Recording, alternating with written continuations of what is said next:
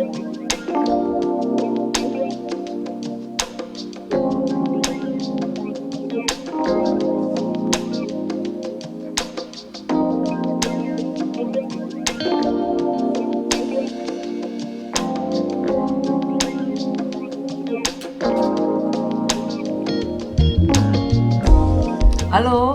salam jumpa semua. Ketemu lagi dengan saya Prima Dewi di YouTube channel saya Rasa Prima. Di sini kita akan melihat apa yang dirasakan dan merasakan apa yang dilihat. Hanya di sini di Rasa Prima.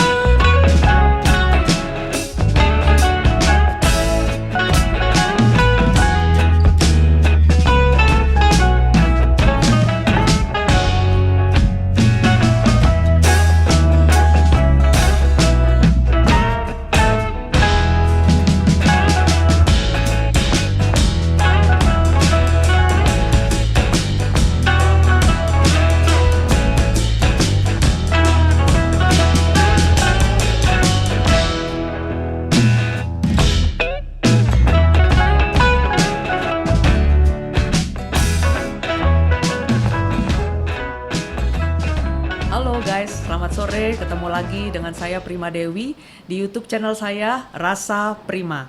Di sini kita akan mengulik, melihat apa yang dirasakan dan merasakan apa yang dilihat. Ya. Saat ini saya bersama seorang teman lama saya nih, Mas Yus Herdiawan. Halo Mas. Hai. Nah, nanti kita akan cerita-cerita banyak, sebenarnya banyak banget nih yang bisa diulik dari Mas Yus ini. Tapi khusus untuk kali ini saya mau ngobrol ringan tentang dunia percangklongan. Ya, nah Mas Yus, ini kan udah berada di studionya Mas Yus nih. Di belakang kita bisa lihat nih banyak banget nih cangklong-cangklong, ada tembakonya juga. Ya, saya mau tanya-tanya nih ke Mas Yus. Mas Yus, coba deh cerita asal mulanya tertarik dengan cangklong itu kapan, Mas? Mungkin kalau boleh dikata sekitar 3 tahun yang lalu ya, ketika saya masih senang dengan rokok biasa. Itu saya sehari harus dua rokok ya, satu rokok putih, satu rokok biasa. Nah, ketika di satu tempat, ketika saya dengan teman yang biasa nyangklong, saya disuruh nyoba, saya coba. Nah, begitu saya coba itu lumayan lah enak, tapi agak ribet gitu ya. Soalnya isinya prosesinya ya banyak apa namanya? Banyak ritual menurut saya sih ya. Yeah. Dia harus ini dulu tembakau, harus ngeracik, harus ini tuh dipadatkan, baru dibakar. Yeah. Dan setelah saya coba, ternyata mengasihkan juga ternyata ya nyangklongnya. Nah, ketika saya lagi nyoba begitu, tiba-tiba ada dari belakang tuh datang bos saya. Begitu ngelihat saya nyangklong, dia langsung nunjuk. Aku ya. Kenal bosnya itu siapa? Tahu lah ya. Tahu lah. Nah, ketika aku dibegituin, ya Pak, saya bilang cuma nyoba aja, gitu ya, dari teman gini. Awas lu ntar keterusan. Ya terus kita ngobrol ya, sambil nyangklong bertiga ya. Tahunya besoknya itu betul-betul hari berikutnya saya dapat seperangkat alat cangklong, alat sholat. Itu tinggal hanya keinginan aja. Itu sudah ada cangklongnya, ada di sini namanya ini temper ya. Ada temper, korek yang kita udah biasa, udah punya pasti ya. Itu sama tembakonya. Itu hanya tinggal keinginan aja kita mau nerusin apa enggak. Nah dari situ saya mulai nyangklong gitu ya. Nah ketika lagi asik-asik begitu cuman punya satu kan gak enak. Akhirnya saya beli cangklong dari luar, tapi yang bekas. Nama istilahnya kalau di dunia cangklong estate ya. Estate jadi ya itu cangklong bekas kita beli, lantas kita bersihin ya. Dibersihinnya itu dengan cara dikasih garam Inggris yang biasanya sih gede-gede yang buat apa namanya? Ikan asin, ikan pindang. Jadi garamnya itu besar-besar. Yang kasar-kasar itu ya Mas. Yang kasar. Nah, terus dikasih alkohol. Itu untuk menetralisir ya membunuh racun-racun lah ya. Nah dari situ akhirnya saya beli. Lama-lama sudah terkumpul cangklong-cangklong bekas itu. Ada juga sih cangklong baru saya beli beberapa ya. Nah, ketika udah terkumpul, kok bosan lihat modelnya.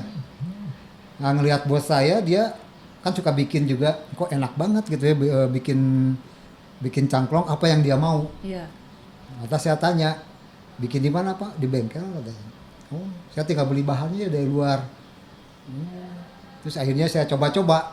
Saya juga nitip beli, kalau ada yang beli keluar, saya nitip beli kayunya, namanya kayu briar. Terus buat ini alat hisapnya namanya ebonit bisa, ada dari Chamberlain, ada dari akrilik, macam-macam ternyata ya si ininya tuh.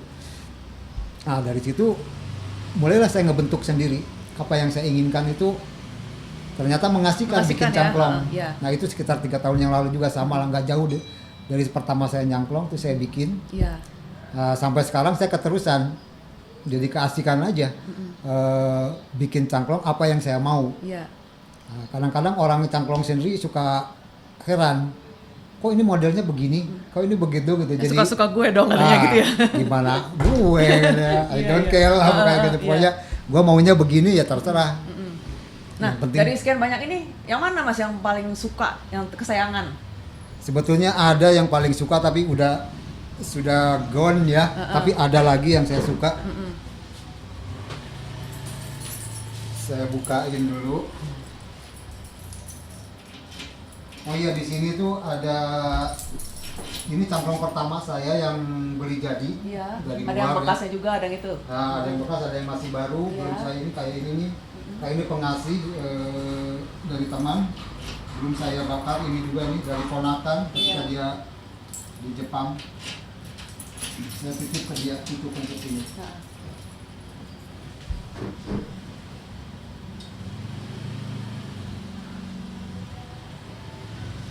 Nah ini salah satu cangklong yang saya buat dan yang saya suka gitu ya.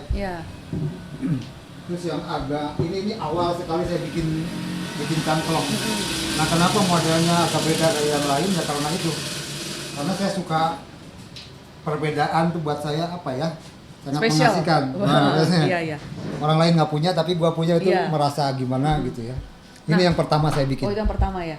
Nah kalau ini apa yang bikin dia spesial bagi Mas Yusuf apa? Pertama ini namanya shape-nya itu bulldog ya. Jadi bulldog tuh khasnya dia bulat, terus di sini ada miring, terus ininya segi 4. Jadi diamond namanya ya. Di sini diamond. Di sininya mestinya diamond juga di sini, tapi ini saya bikin spigot. Nah di dunia perpipaan tuh kayak begini shape gini itu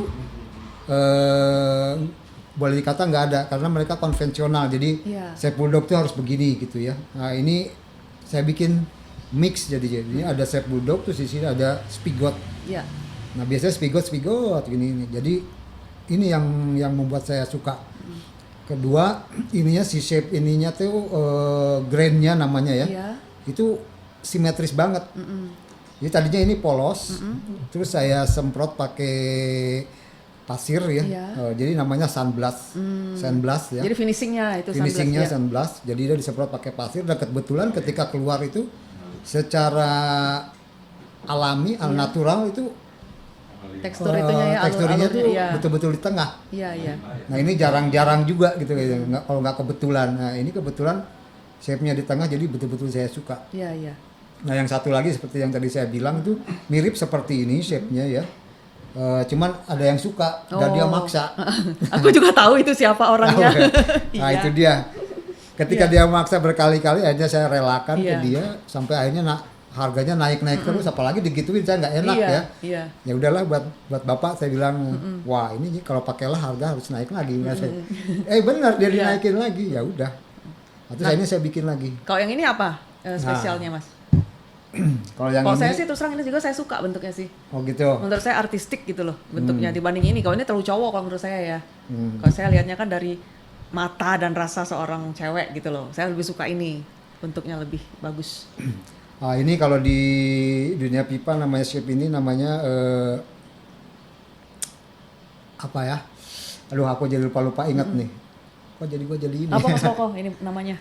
Oh, Devil Ans. Devil Nulisnya Devil Anse. Anse. Ah, Devil Anse. Ah, biasanya Devil Anse itu dia pendek, ya lebih pendek. Terus si agak lain pokoknya saya bikin bentuknya apa yang saya mau aja ya. Nah ini ya, boleh dikata agak melenceng dari Devil Ans yang sudah ada. Nah biasanya saya tuh senangnya itu saya senang dengan shape Devil Ans ya, Ya. sama Bulldog yang Ya. nah itu saya ini sedikit saya belokin lagi sedikit aja ya. Jadi dia agak lain dari yang lain. Makanya muncullah seperti ini. Iya, iya. Nah, ketika muncul makanya saya bikin ininya agak spesial. Ininya pakai tulang. Iya. Terus ininya saya pakai Chamberlain. Jadi semua yang Premium ya. premium, bahan-bahannya yang premium. Iya. Nah, ini saya suka sekali. Kenapa? Ya itu. Iya. Agak lain dari yang shape yang sudah ada saya bikin. Mas, kalau apa ritualnya coba peragain Mas, ritualnya tuh mulai dari gimana sih? Saya belum pernah loh ngeliat dari awal sampai siap untuk di itu. Jadi ini tembakau yang sudah jadi kita beli online banyak ya sekarang ya mulai. Bahkan lokal pun ada ya. Iya. Produk lokal sudah cukup bagus, saya lihat beberapa ada merek yang Iya. cukup mengimbangi lah produksi dari luar ya. Nah, jadi ini si tembakau yang ini kebetulan saya senang aromatik ya, jadi dia agak wangi. Iya. Nah cara masukin tembakau juga ada beberapa tahap ya. Jadi namanya di tamping. Di tamping itu kita pertama masukin yang bako yang apa namanya nggak terlalu padat. Iya. Jadi dia agak semi ini ya. Terus kita baru setengah padat. Oh. Nah, baru padat. Iya. Oh gitu. Nah, itu cara tampingnya. Itu nanti buat kenikmatan kita nanti diisap. Ini agak padat, kita padatin, kita masukin. Oh jadi ada 3 layer ya? 3 layer. Jadi jarang, agak padat, baru padat gitu ya. Nah, itu tergantung kebiasaan si ini sih.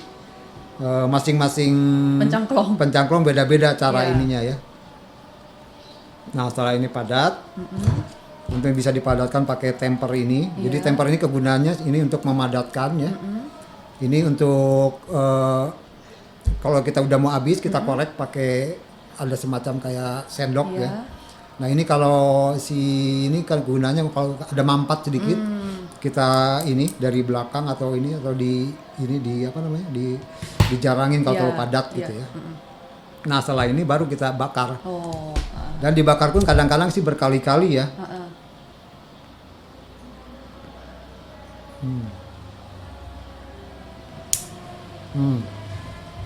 Karena si tembakau yang udah kita bakar nanti dia akan ngembang lagi. Nah, nanti kalau dihisap itu dia nggak enak karena dia terlalu apa ya, terlalu ringan. Jadi ke ini nggak enak. Kita padatkan lagi. Karena dia kan mengembang waktu dibakar ya. Asik juga ya ternyata ya Mas ya. Nah inilah yang membuat ketagihan dan awet sebetulnya. Ya. Beda dengan rokok biasa. Kalau rokok kan kita tinggal bakar, nggak apa-apa tinggal bakar, bahkan sambil naik motor pun bisa gitu ya. Tapi kalau ini kan banyak ritual yang tadi saya sebut harus ya. dinikmati ya, waktunya harus mungkin harus proses. luang gitu ya. Betul. Betul ya. Oke. Nah kalau tembakonya itu sendiri tuh kan tadi Mas bilang itu aromatik ya. Selain aromatik memangnya ada lagi itu jenis itu tembakonya? Ada 3 macam. Jadi di samping aromatik nanti ada Virginia. Dan satu lagi Latakia, itu yang paling apa namanya? Paling topnya lah ya di ini ya. Itu buat penggemar-penggemar yang udah yang lebih strong, paling strong maksudnya lebih strong, betul. Jadi Latakia aja saya suka, cuman yang menjadi nggak suka itu orang di sekitar nantinya. Iya. Kasihan dia. Karena baunya agak lain, jadi mungkin agak terganggu. Nah itu yang membuat kita nggak nikmat. Iya, iya. Tapi kalau yang aromatik, yang sekitar pun akan ikut Ikut menikmati gitu, enjoy. menikmati, Oh, kok iya, enak iya. gitu ya wanginya. Iya, Justru iya. saya merasa lebih enjoy gitu ya. Makanya kita nyangklong itu tergantung. Kalau lagi sendirian mungkin saya Latakia. Oh gitu. Iya. Karena beda lagi kenikmatannya gitu ya. Iya. Tapi kalau lagi banyakan, apalagi orang sekitar bukan pencangklong, ya saya pakai aromatik biar mereka ikut menikmati. Gitu ya. Ah, Kalau pencangklong itu dia kalau di Bandung aja, bicara di Bandung aja Mas ya, itu banyak Mas, ada komunitasnya gitu Mas. banyak. Di Bandung sendiri mungkin ada 4 atau 5 komunitas ya. Iya. Kebetulan saya juga ikut di salah satu komunitas tersebut. Iya. Dan kita bikin koperasi malah. Bikin koperasi penggemar, dari anggotanya itu sebenarnya penggemar cangklong ya. Nah, kenapa kita bikin koperasi? Karena di koperasi di anggota itu ada 5 pipe maker Iya. yang Oh seperti Mas Yus ini maksudnya bikin ya ini salah ya. satunya saya. Nah pipe maker itu kadang-kadang kesulitan untuk mendatangkan barang. Kalau 1-2 kali mungkin nggak jadi masalah, kita bisa mendatangkan barang, tapi udah Barang itu maksudnya bahan bikinnya. bahan untuk bikin ini yang tadi itu ya, ada Briar, ada Ebonite, ada Chamberlain. Nah ketika kita masukin barang dari luar, sekali 2 kali nggak jadi masalah oleh ini ya. Tapi ketika keempat kelima kali pasti mereka akan bertanya-tanya dan akan semacam apa ya, dipersulit atau apa, saya nggak tahu ya. Mereka minta surat legalnya Iya, lah ya. iya. Nah, itu yang kita bikin sulit. Iya. Akhirnya kita bikinlah koperasi. Nah karena berbadan hukum resmi, Iya. dengan adanya koperasi, si pipe maker itu merasa diuntungkan. Iya, Karena kapanpun kita akan sedia bahan gitu ya. Bahan sudah tersedia oleh koperasi, tinggal kita ambil dengan profit sharingnya tergantung ya. Iya.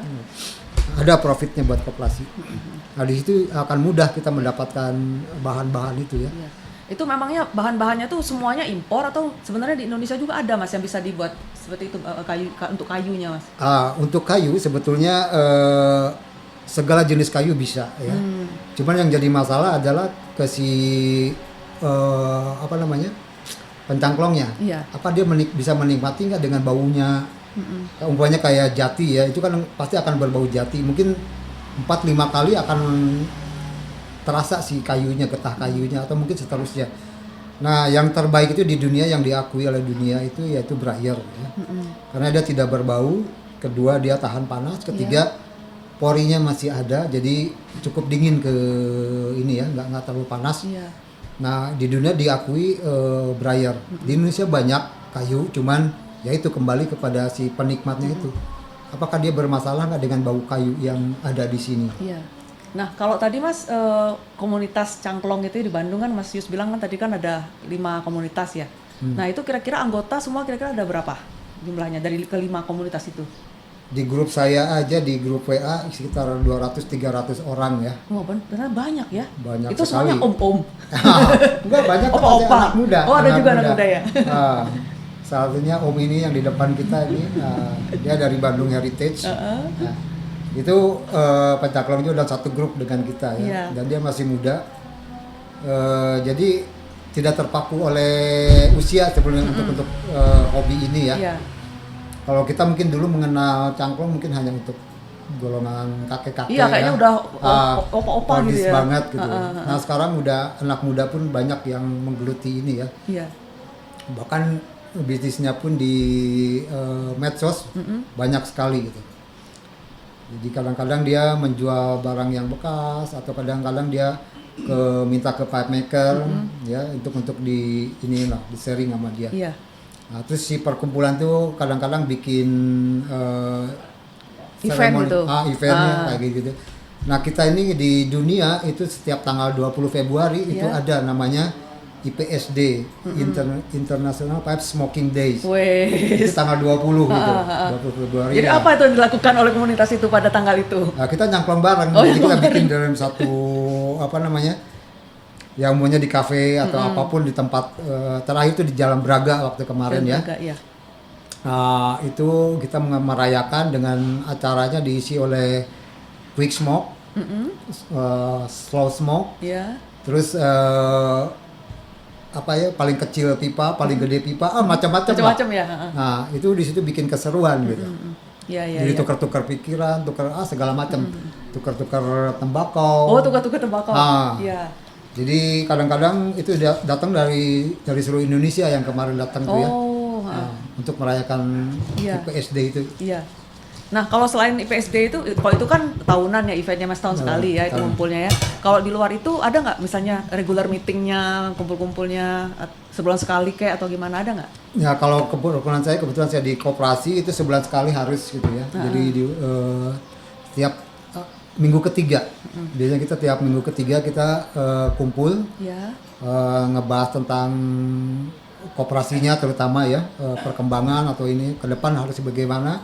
Di samping itu ya setelah itu kita nangklong bersama. Nyangklong bersama ya. Nah, Selalu ada itu nyangklong selalu bersama ada itu ya. sebulan sekali itu. Iya. Nah, terus ada lagi, kebetulan saya juga punya grup satu lagi itu di kebanyakan kebetulan dosen-dosen semua di situ ya. Dari yang senior sama yang junior tuh ada di situ. Iya. Itu 2-3 bulan sekali kita kumpul. Kita nangklong terus ngebahas. Kadang ya itu isinya ngebahas tembakau, ngebahas tentang cangklong atau tentang politik. Oh, ada juga politik ya. Ada. yang sedang hot apa Iya, gitu. iya, Kadang-kadang iya. ya jadi guyonan, jadi pengisi itu aja. Itu segitu makan-makan. Kalau ngomong politik sampai nyangklong tuh lebih enak atau lebih rileks atau lebih gimana, Mas? Ya jelas lebih enak Lebih lah. enak ya? Apalagi dengan sesama pecangklong gitu Begitu ya. ya. Jadi sangat mengasihkan. Iya, iya. Mas, aku mau tanya lagi nih. Bikin satu cangklong ini nih, ya.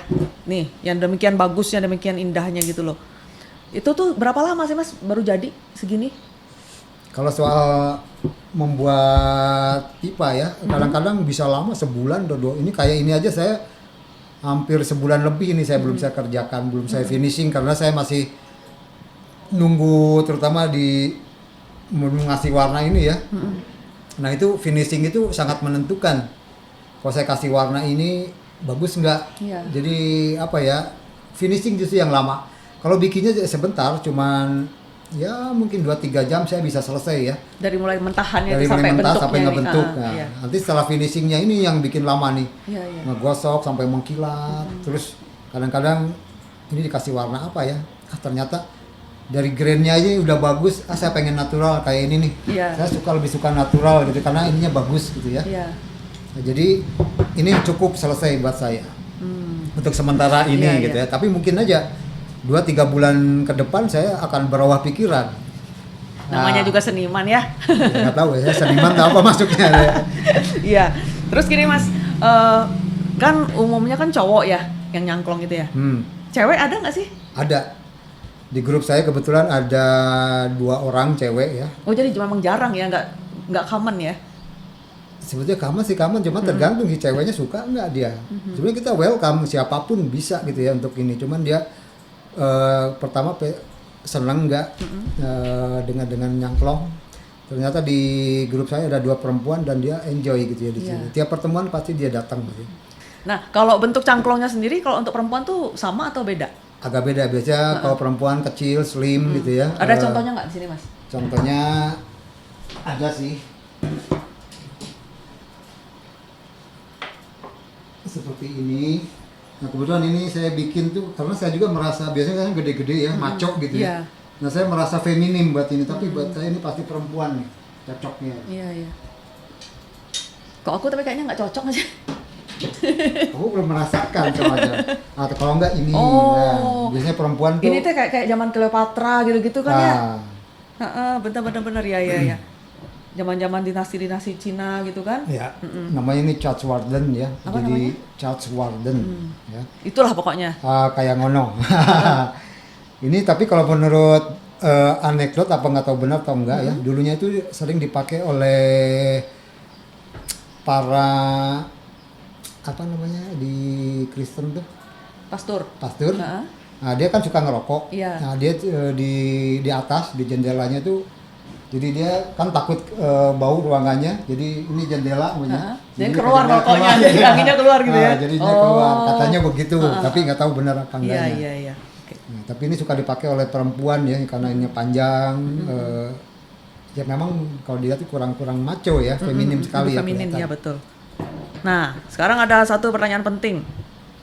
Kalau Mas Yus bikin gini ya, itu harganya berapa sih Mas satunya? Wah, kalau bicara soal harga saya sendiri masih bingung sampai saat ini harus jual berapa. Tapi kalau dari segi bahan cost ya istilahnya ya, kurang lebih satu pipa itu bisa habis 700 ya, 700 ribu. Tinggal kita tambah ongkos kerja aja. Itu ongkos kerja masing-masing pipe maker pasti beda-beda ya. Betul. Tergantung jadinya. Jadi mungkin bisa dimulai 1,5 ke atas lah, itu cukup ya. Iya.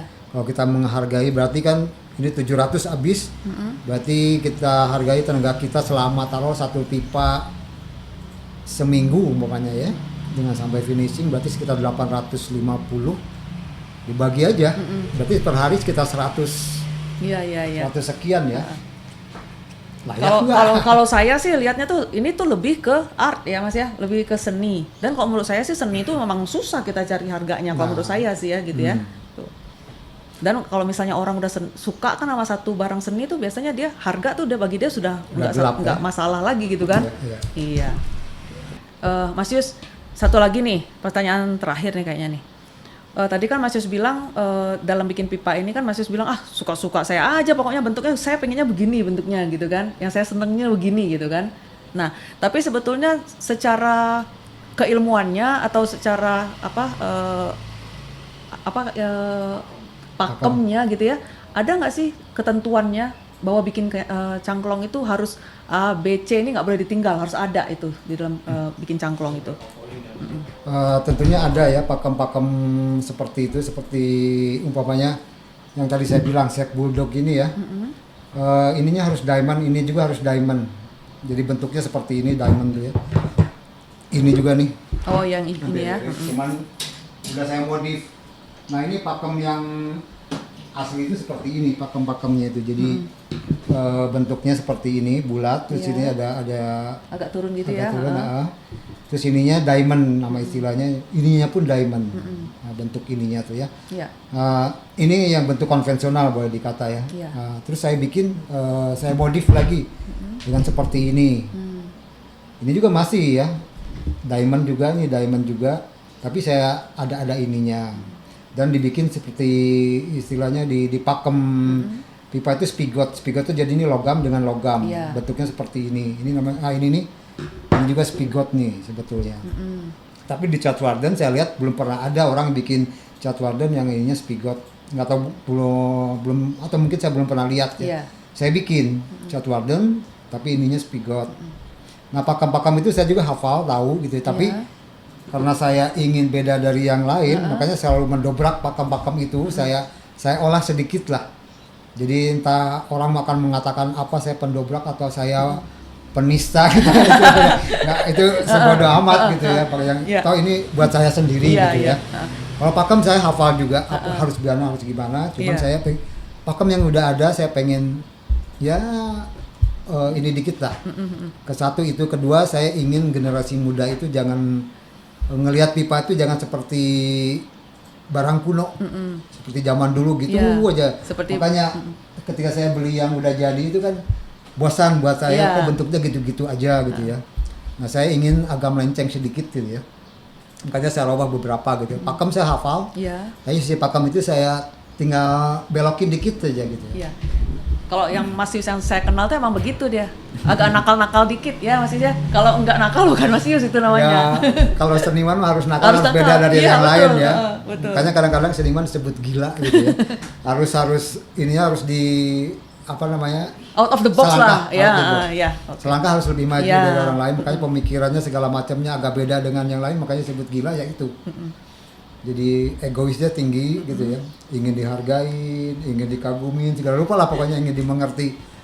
Jadi egois sebetulnya seniman. Oh gitu ya. Pengakuan jujur ini ya. Jujur, memang saya akui itu, tapi ya itulah. Iya. Mas, kalau tadi kan ini semuanya nih yang udah kita bahas tadi kan semuanya kayu impor ya. Nah, tapi kan dari kayu lokal juga sebetulnya Mas Yus bilang tadi bisa.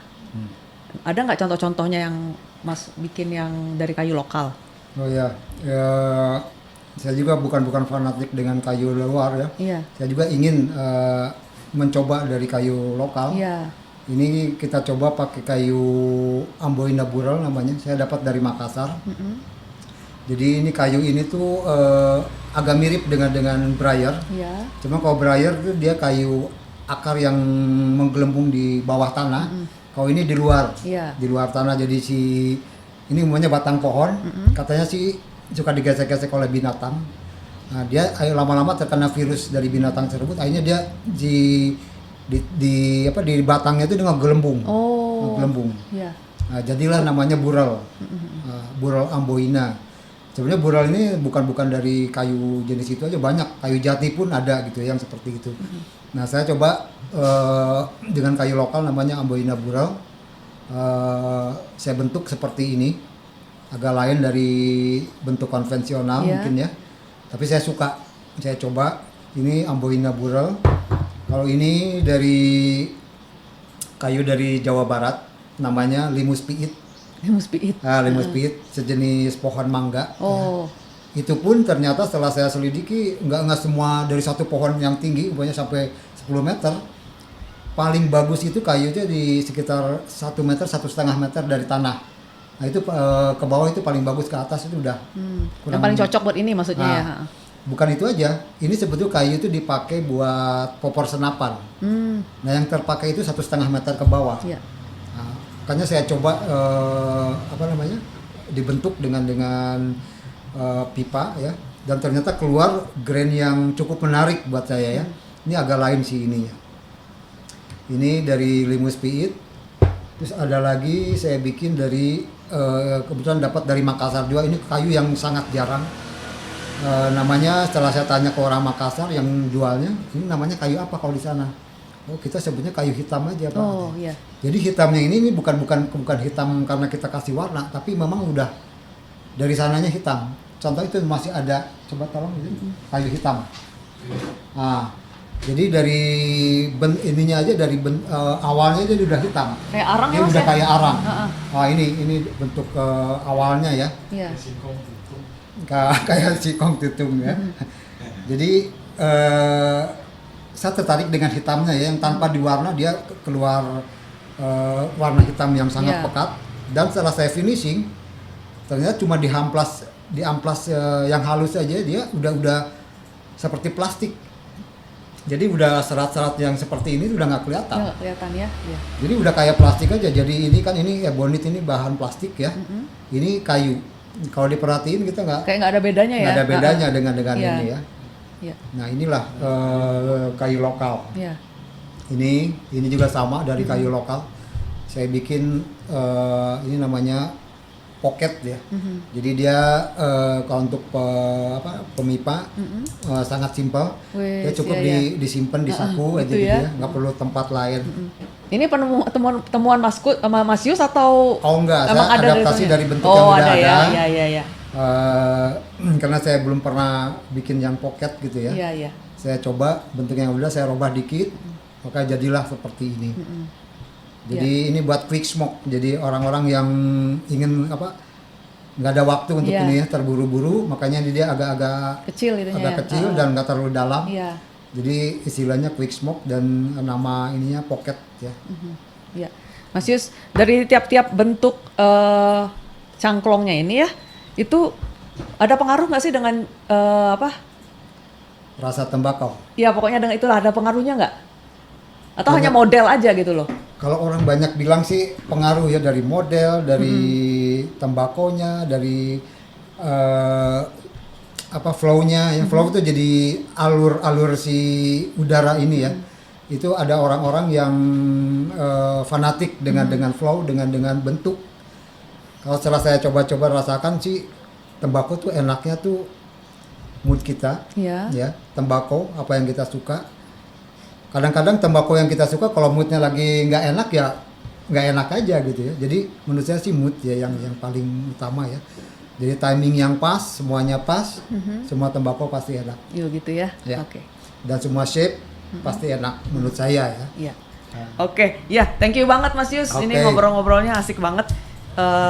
Nanti jangan bosan-bosan ya, kalau nanti kapan-kapan kita ngobrol lagi. Kayaknya masih ada pasti yang bisa kita ulik dari dunia percangklongan ini kan ya. Banyak masih banyak. Iya, betul. Ya, demikianlah teman-teman, kita ngobrol-ngobrol tadi udah asik banget dengan Mas Yus Herdiawan masih dengan gaya nyangklongnya itu.